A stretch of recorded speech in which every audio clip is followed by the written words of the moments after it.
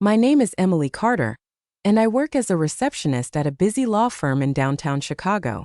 Every morning I walk through the tall glass doors with nervous excitement, ready to greet clients and help my coworkers.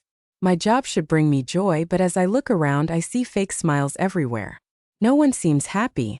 My colleagues chat in the break room, but their laughter feels forced. The walls are painted a dull gray, mirroring the heavy atmosphere. I sense the tension in the air, as if a storm is coming. I know that today is different, and I must navigate the challenges of this toxic workplace. As I settled into my desk on Monday morning, I felt a wave of anxiety wash over me. Today was the day of the big client meeting.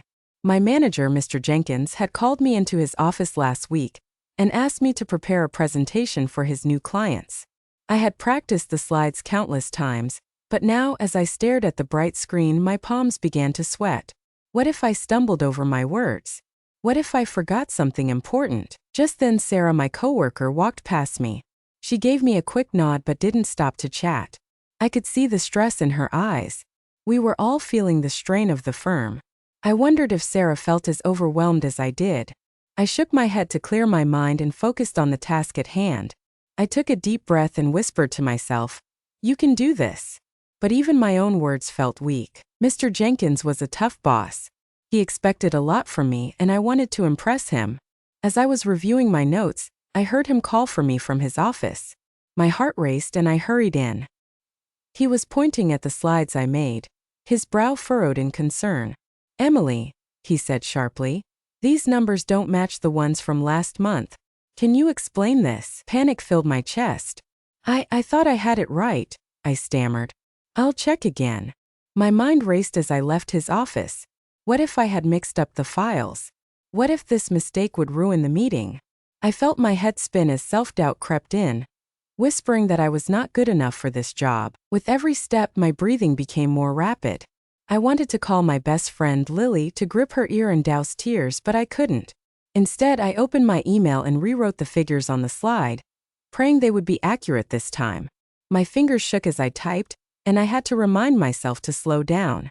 Double-checking was crucial now. After what felt like hours, I returned to Mr. Jenkins, hoping the numbers were correct. He invited me to present to the team. My voice trembled as I started speaking in front of everyone.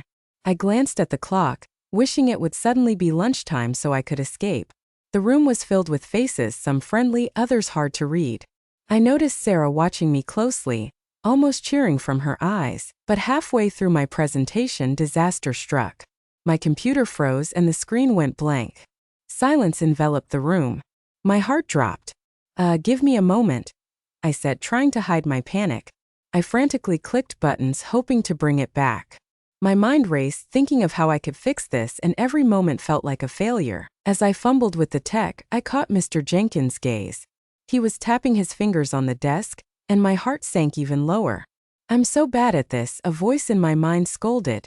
Just then, Sarah leaned closer, whispering, "Breathe, Emily.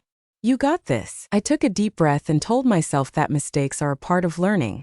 With that, I gathered my thoughts, looked up and smiled, ready to start again. Testing my strength felt tough, but I realized that this challenge was a chance to grow. Even if this was hard, it didn't have to defeat me. Just when I thought things couldn't get harder, the pressure ramped up the following day. Mr. Jenkins called everyone into a meeting, and I sat there, my stomach knotting in anticipation. When he announced that the firm had just landed a major client with a tight deadline, I felt my breath catch. The announcement meant even more work, far too much work for one person like me. As he laid out the initial plans, I noticed Lisa, one of my coworkers, shift uncomfortably in her seat.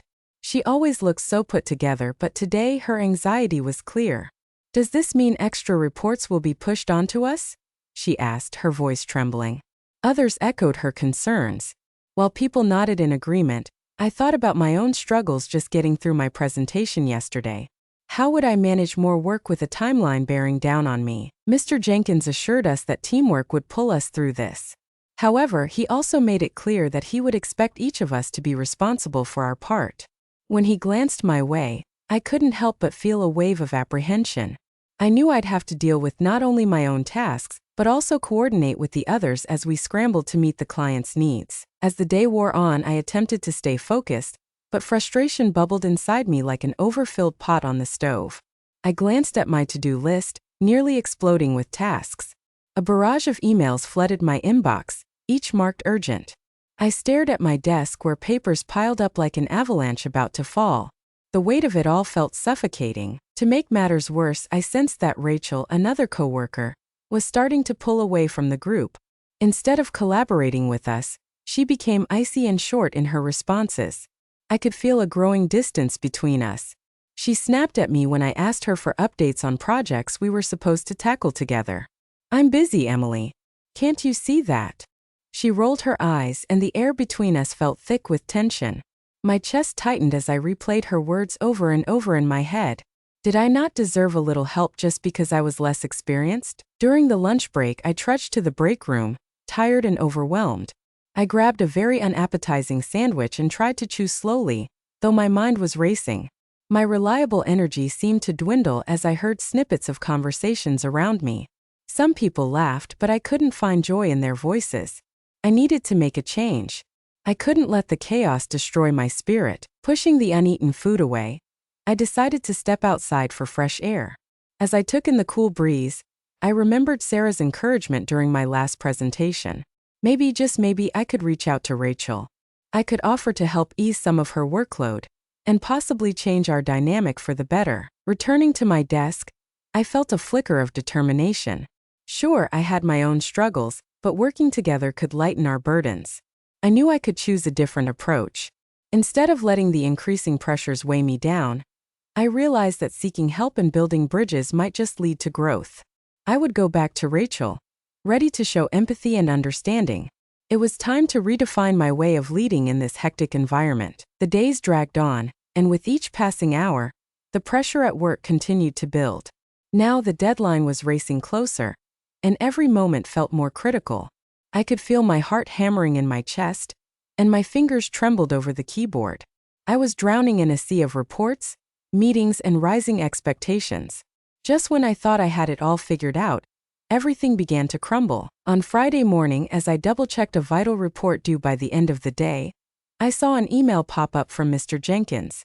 He wanted to see me right away. My stomach dropped. What could he possibly want? I hurried to his office, my heart pounding with worry. When I entered, he was sitting behind his desk, looking even more stressed than usual.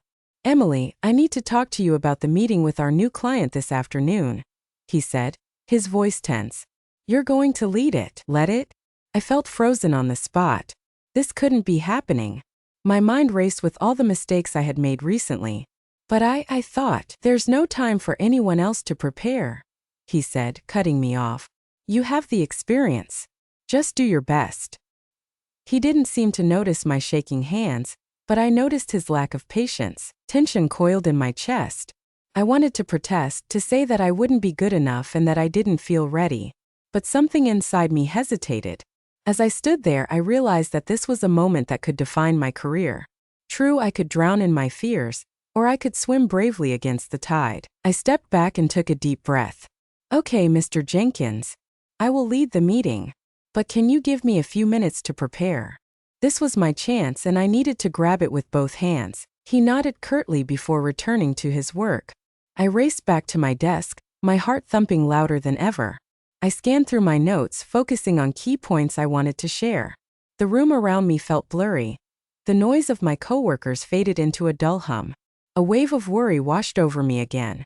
What if I mess it all up? But then I thought about Rachel's feelings, about how, under pressure, she had closed off. That could happen to me too if I let fear control me. I couldn't bear to let that happen. That thought stirred something deep inside me, and the determination rose. I remembered Sarah's words, how I kept moving forward with her encouragement. As the clock approached the meeting time, I called a few coworkers to gather in the small conference room. Lisa, Sarah, and even Rachel joined me. "Thank you for coming," I said, trying to maintain my confidence.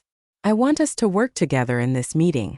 I believe teamwork is our greatest strength." I watched their faces turn toward me, nodding slightly as the tension started to ease.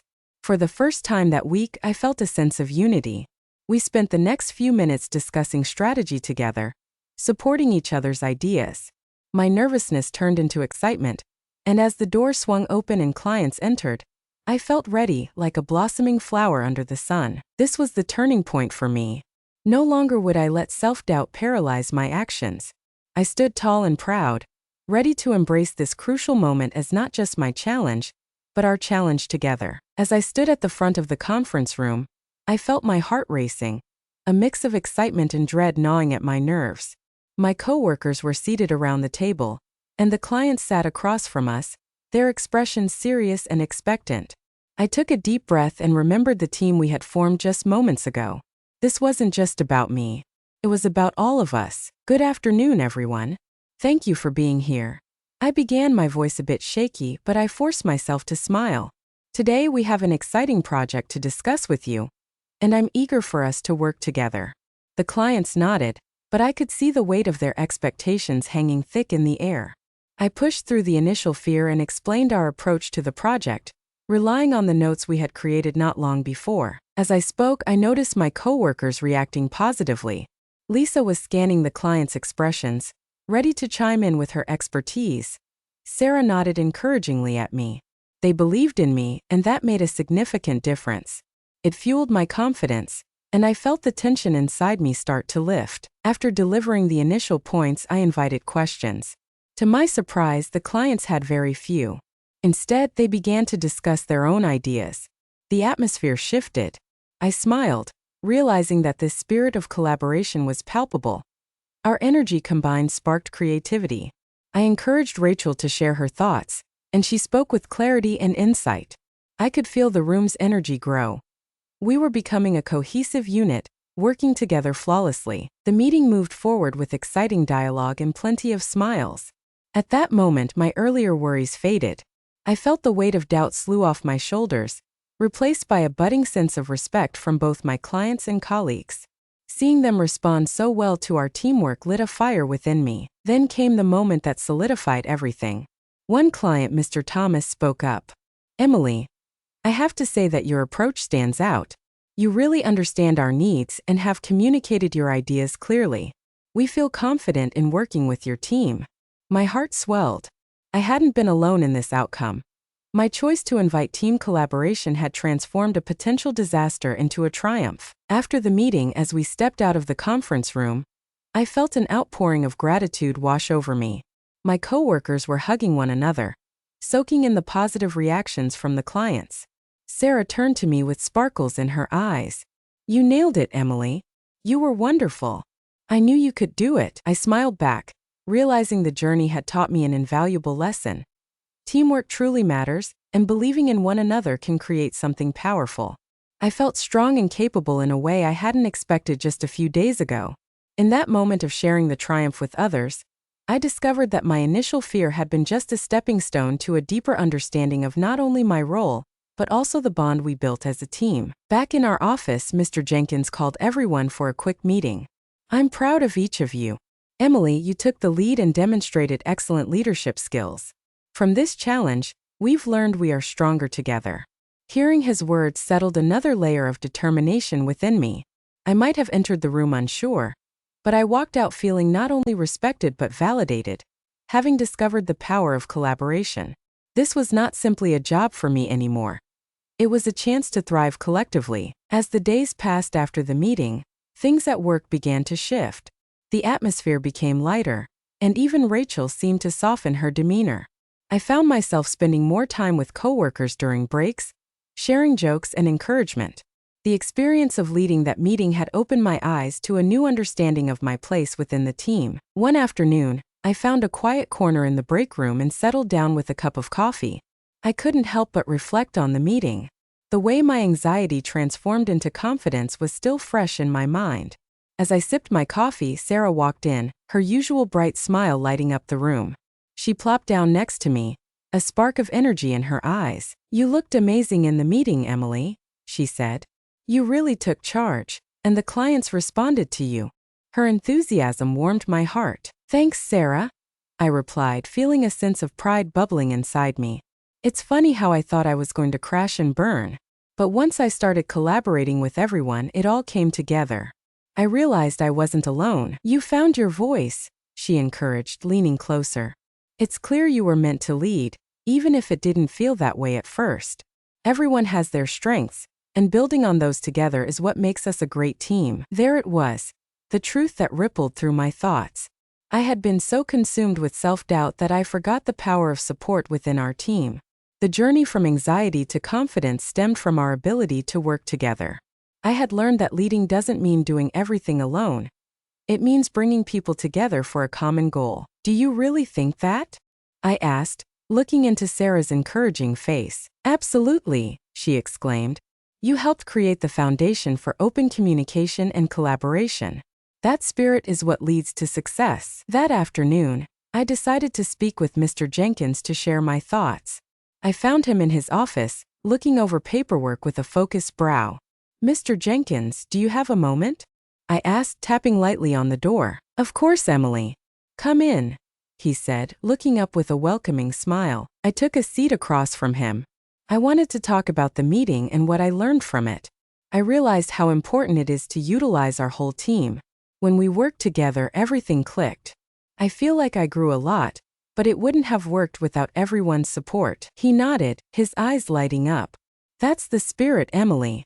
A good leader recognizes the strengths of others and fosters teamwork. I've seen your potential all along and it's growing. I encourage you to keep guiding your colleagues in this way. I left his office buzzing with new energy. Confidence washed over me as I walked back to my desk. I felt proud of what I had achieved, and I saw the path ahead more clearly. This was just the beginning of my journey, and I was eager to face future challenges. As I settled back into my routine, I made a point to express my appreciation to my teammates. I encouraged Rachel when she offered insights in meetings and often reached out to Lisa and Sarah for their opinions on projects. Each interaction was a stepping stone toward strengthening our bond. The changes I witnessed in my coworkers were reflected in me as well. My fears slowly transformed into excitement for new projects. I learned that embracing vulnerability not only helped me grow but allowed others to shine. The small acts of kindness and collaboration around the office were enough to remind me of the power we could harness together. I knew I had evolved, and every moment felt like a step toward a brighter future, one filled with promise and connection. With each detail I planned and every moment I shared with my coworkers, I felt myself blooming more in this empowering environment. The potluck was a hit, filled with good food, laughter, and shared stories. It lightened our hearts and brought smiles as we sat around the table, celebrating not just the project but the connections we had built. Soon after, whenever a challenging task arrived, I tackled it head-on. I reached out to my team for advice, gathering insights and opinions. Each discussion further strengthened our collaboration, and I often marveled at the thoughts and strengths everyone brought to the table. I was no longer the anxious employee afraid of failing. I was a confident leader who recognized the value of unity. Looking ahead, I felt optimistic about my future. I set goals for myself both professionally and personally. I wanted to develop my leadership skills further and possibly explore training opportunities. I also sought out areas where I could improve our workplace culture, always honing in on collaboration and support. There was still so much to learn, and I was excited to embark on that journey. Retrospectively, I recognized that setbacks might come again. Nothing in life is perfect. Still, I now knew that with a supportive team, those obstacles could become stepping stones rather than walls. Hope blossomed within me, a reminder that growth would continue, leading toward a brighter future. I felt capable, cherished, and prepared to navigate the roads ahead, hand in hand with my colleagues, ready for any challenge or opportunity that awaited us.